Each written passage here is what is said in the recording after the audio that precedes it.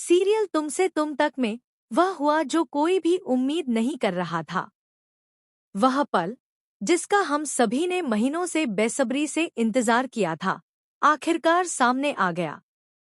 मानसी और उसके पति हर्षवर्धन ने खोल दिया वह रहस्यमयी सीक्रेट रूम, जिसे लेकर हर किसी के दिल में सवालों की लंबी कतार थी। आखिर उस कमरे के अंदर ऐसा क्या छिपा था जिसे सिर्फ आर्यवर्धन ही जानता था। जैसे ही सीक्रेट रूम का दरवाजा खुला, वहां से उठती एक अजीब और घनघोर हवा ने हर्षवर्धन को इतनी ताकत से चौंका दिया कि वह क्षण भर में बेहोश हो गया।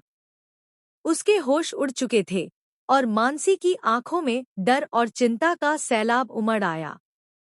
मानसी ने फौरन अपने पति को उठाया और पसीने पसीने होकर मम्मी जी को पुकारती रही, मम्मी जी, जल्दी आओ।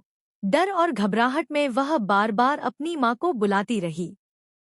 दोनों मिलकर आर्यवर्धन को फोन करती हैं और तुरंत उसे अस्पताल ले जाती हैं। हर कदम पर मानसी के दिल की धड़कन तेज हो रही थी, क्योंकि हर्षवर्धन की इस हालत का पूरा जिम्मा उसी के ऊपर था। वह जानती थी कि यह सब उसकी वजह से हुआ है। आखिरकार यह वही जिद थी जिसे उसने अपनी एनिवर्सरी के गिफ्ट में मांगा था, जानते हुए भी कि उस रहस्यमय कमरे पर केवल आर्यवर्धन का ही हक था, क्योंकि यह राजनंदिनी का निजी कमरा था और राजनंदिनी नहीं चाहती थी कि कोई भी उसके कमरे में आर्या के अलावा प्रवेश करे। लेकिन कहानी में ट्विस्ट तब आता है जब सिद्धि माता ने अन्नू को आशीर्वाद दे दिया। अब अन्नू के जीवन में आर्यवर्धन का प्यार मिलने वाला है और आर्यवर्धन ने खुद अन्नू को भरोसा दिलाया है कि वह कल ऑफिस में अपने दिल की बात कहेगा। अन्नू इस खुशी को समेट ही नहीं पा रही थी।